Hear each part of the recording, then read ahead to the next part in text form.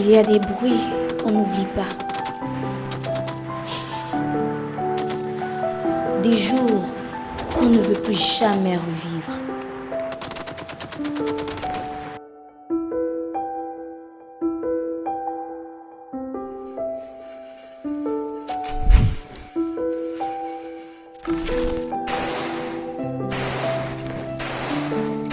Voici ce qu'il reste, des murs qui parlent encore.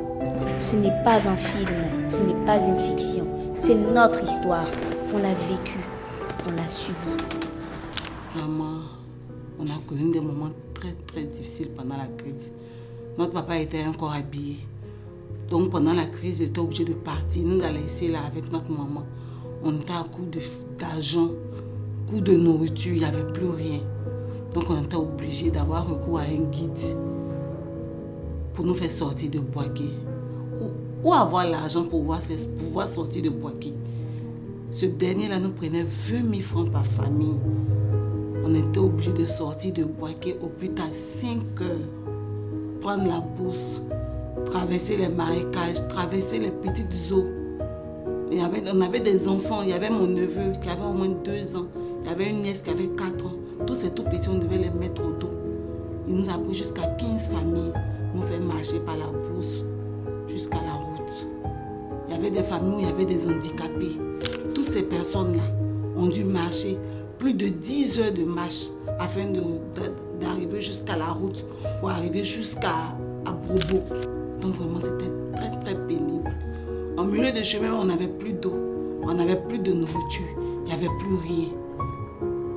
On a souffert durant cette marche, on a souffert.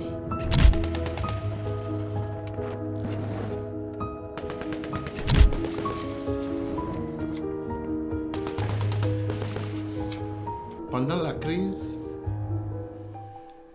les corps traînaient de partout. Les magasins, les habitations, les supermarchés et les stations d'essence étaient cassés. Tout était difficile autour de nous. Ce qui m'a marqué pendant cette crise est que je manquais de la nourriture et les médicaments de première nécessité. Le comble, c'est que j'ai perdu mon ami intime. Mon ami m'a abandonné à cause d'une balle perdue qu'il a transpercée. J'ai vraiment souffert et je souffre jusqu'aujourd'hui du départ de mon ami. Mon ami Jean m'a laissé en pleine crise, seul, parmi des personnes que je ne connaissais pas. Je souffre du départ de mon ami à cause d'une crise qu'il n'a pas causée, que je n'ai pas causée. Mon ami m'a laissé. Mon ami m'a laissé.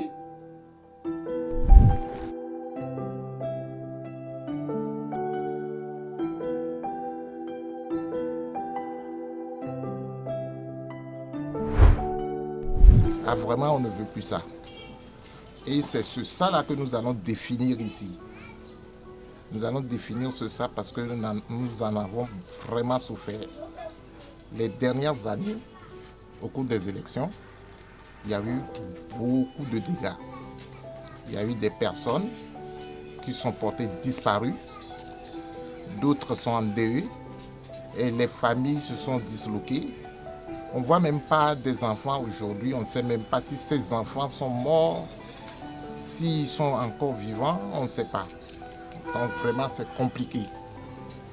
Nous voilà encore à l'orée d'une nouvelle élection et nous demandons que les uns et les autres fassent un effort pour que ça puisse aller dans la paix.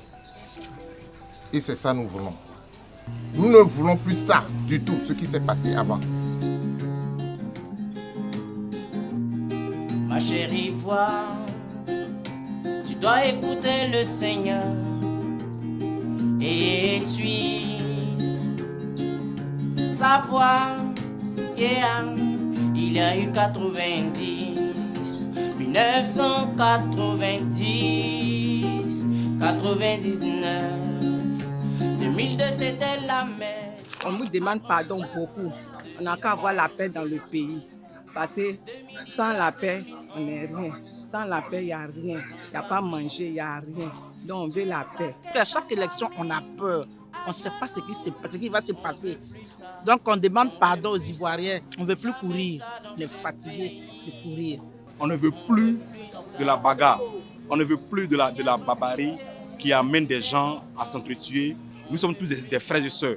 Étant des frères et sœurs, nous devons manger ensemble. Nous devons cohabiter ensemble. Nous devons avoir la main dans la main pour apporter notre pierre à l'édifice qui est la Côte d'Ivoire. Blessés, les âmes troublées, yeah.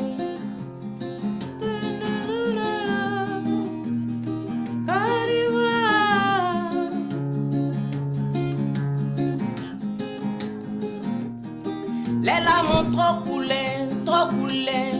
Les cœurs sont fatigués, fatigués.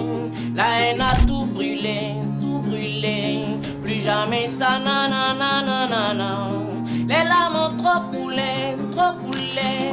Les cœurs sont fatigués. Je venais d'accoucher. Et il y avait des tirs passés par là. Je ne savais même pas quoi faire. Et j'ai regroupé mes enfants. On était dans un studio. J'ai pris mes enfants. On était ensemble. C'est dedans. Je dois allaiter l'enfant. Pour manger même, c'est difficile. Pour que le lait même arrive là, c'est difficile. Ce sont les voisins d'à côté qui, en tout cas, avec compassion, me donnaient à manger. Je réunissais mes enfants, on mangeait. Ils n'étaient pas rassasiés, mais je les encourageais. Mon mari aussi, par moments, il sortait, mais où aller trouver à manger? C'était très difficile. C'était très difficile. Dans cette crise, ma mère a été enlevée. Et ce qui m'a touchée, c'est la dernière communication qu'elle a eue avec moi. Pour me dire, reste là où tu es. Et la même nuit, ma maman a été enlevée. De deux, mon oncle qui enseignait au nord là-bas, lui, on lui a enlevé ses deux fesses, ses deux oreilles, et les gens l'ont transporté jusqu'à lui faire tomber à la maison. Et il est décédé. Troisièmement, mon petit frère, qui faisait tout pour moi, lui aussi, il est tombé. Mais dans la mer, on avance. Plus jamais d'âme, plus de silence. Les blessures du passé n'ont pas encore guéri. Et les enfants portent encore ce poids. Mais dans la mer, on avance. Plus jamais d'âme, plus de silence. Plus jamais d'âme, plus de silence. On veut la paix pour nos enfants. Ce qui m'a le plus marqué pendant cette crise de 2002, il y avait une famille qui était avec nous du côté de Boaké, qui voulait à tout prix sortir de Boaké aussi comme nous. Il y avait l'un de ses fils qui était handicapé. Ce dernier n'arrivait pas à marcher. On a dû le mettre dans une brouette jusqu'à sortir de la ville. Comment faire pour arriver jusqu'à Bobo? Son père était obligé de le laisser avec son petit frère dans la bourse pour revenir le chercher. Il y avait une de mes soeurs aussi. Son petit frère n'était pas normal. Donc ce dernier, il avait au moins 15 à 17 ans comme ça. Il refusait aussi de marcher. Toutes ces personnes étaient obligées de les laisser dans la bourse pour continuer jusqu'à Bobo. Je me demande bien si ces personnes sont encore vivantes. Je me demande bien si ce jeune homme qui est handicapé a pu arriver jusqu'à Bobo. Vraiment, j'ai encore ces souvenirs douloureux en moi. Vraiment, la guerre, c'était vraiment très, très, très pénible du côté de Boaké. Et au milieu de ces cicatrices, il y a des sourires. Il y a des mains qui se tendent. Il y a une génération qui refuse de répéter l'histoire.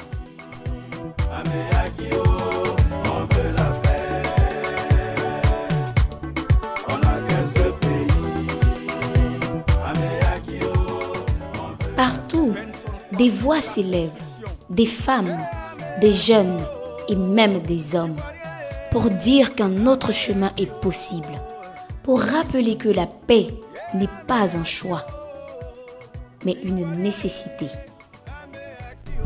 La paix pour moi, c'est l'absence de violence.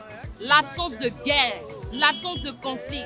La paix pour moi, c'est l'occasion de pouvoir marcher dans les rues sans être inquiété. La paix pour moi, c'est d'avoir l'occasion de pouvoir saluer mon ami, saluer mes amis, voir mes frères, voir mes soeurs. La paix pour moi, c'est de pouvoir manger mon bon gaba sans m'inquiéter. Nous, on veut rien que la paix, rien que la paix dans notre pays. Parce que nous sommes des conducteurs, c'est ce que nous on prend pour nourrir nos familles. Nous, on n'a pas d'autre chose à part ça, c'est notre métier. Donc, s'il vous plaît, pardonnez, laissez-nous, on va travailler tranquillement, on va nourrir nos familles. Rien que la paix dans le pays. Et en cette année, c'est une année électorale. Tous les Ivoiriens, dans leur cœur profond, ils ont l'angoisse. Et nous demandons en tant que jeunes, nous demandons qu'il y ait la paix dans cette élection qui arrive. Cette population ivoirienne qui a tant souffert pendant les élections passées. Il y a eu des morts, il y a eu des disparus, il y a eu même des activités de certaines personnes, de nos collègues, autres, il y a eu des dégâts. Nous vraiment demandons à ce qu'il y ait la paix cette année. Nous, on veut la paix, rien que la paix, pour pouvoir faire notre business. Parce que si c'est gâté là, c'est dans ça là, nous on mange, on nourrit nos enfants dedans, nos parents, tout ça là. On veut rien que la paix. Ce qui est passé en 2010 là, on ne veut plus revivre ça. Nous les enfants de Côte d'Ivoire, on veut partir à l'école en paix. On veut rien que la paix en Côte d'Ivoire. On ne veut plus avoir de guerre encore comme l'année 2010-2011. En tout cas, c'était une période très difficile vraiment pour nous. Et on ne veut plus vivre ça. Nous voulons la paix, rien que la paix. Moi, je suis une commerçante, je vends des soutiens. Et vraiment, je veux vendre. Je veux avoir la paix dans notre pays. On ne veut plus ça. Plus de guerre, plus de peur, plus jamais la haine. Je choisis la paix. L'amour est plus fort que la haine. Ensemble, on est plus fort. Nous avons connu la peur. Mais aujourd'hui, nous choisissons l'espoir. Nous avons vu nos familles souffrir. Nous choisissons la paix. Nous avons pleuré, nos frères et sœurs. Nous choisissons la solidarité. Nous avons porté les cicatrices du passé. Nous choisissons l'avenir. Nous avons connu la division. On ne veut plus ça, plus jamais ça. De 2010 à 2011, sans avis, tu as plaqué ta famille à genoux. On veut plus ça, on veut plus ça, plus jamais ça dans ce pays. On veut plus ça. Seigneur, prends pitié de tes enfants. On veut plus ça, on veut plus ça, plus jamais ça dans ce pays. On veut plus ça. Des amours, les cœurs blessés, les âmes troublées. Yeah.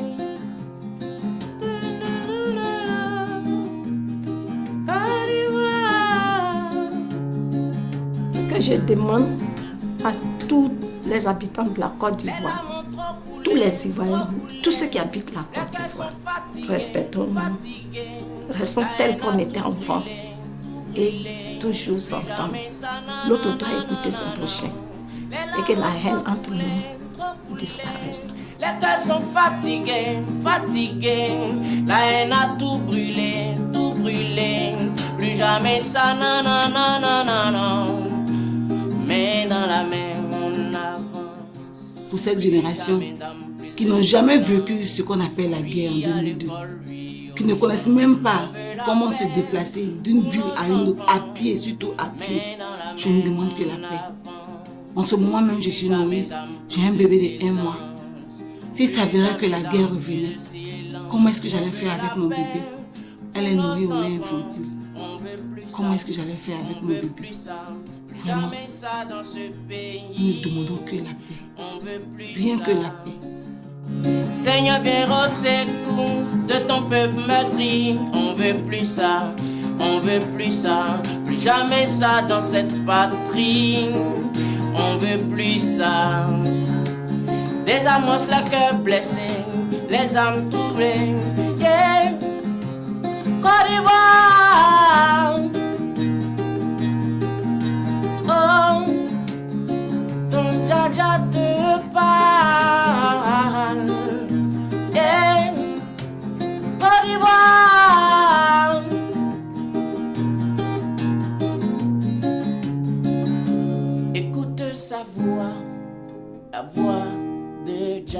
On ne veut plus ça.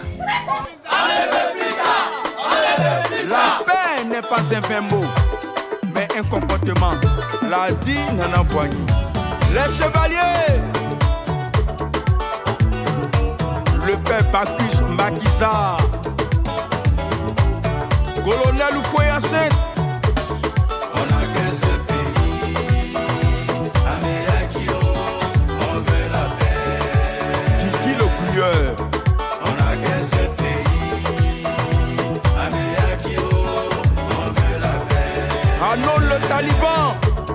On a que ce pays, Améakio, on veut la paix. Benson Kwasi, la construction. Eh Améakio, Ivoirien.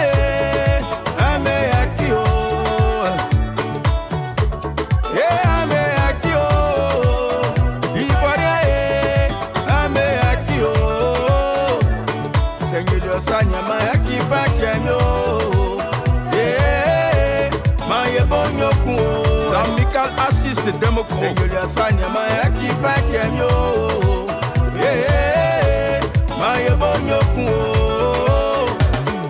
On a qu'un seul beau pays là, Ivoirien, sachons le préserver.